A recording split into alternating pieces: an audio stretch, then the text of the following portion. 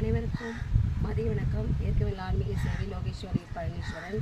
இன்று காலையில் ஒரு பயணத்துக்காக போனோம், இணை பயணத்துக்காக. அதை முதல் விநாயகர் கோயிலை பார்த்தோம்.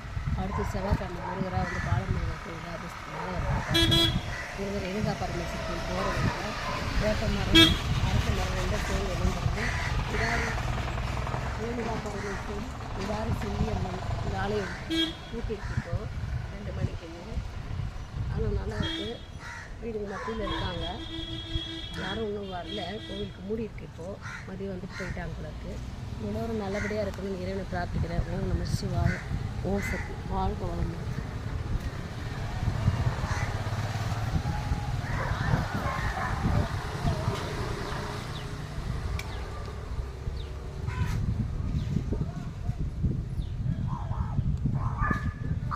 ஓம் சக்தி பராசக்தி ரேணுகாதேவி அம்மன் ஆலயம். வேப்ப மரம் அரச மரம் ஒன்று அணிஞ்சிருக்காரு. பெரிய இடத்துல இருக்குது. போயிடும்.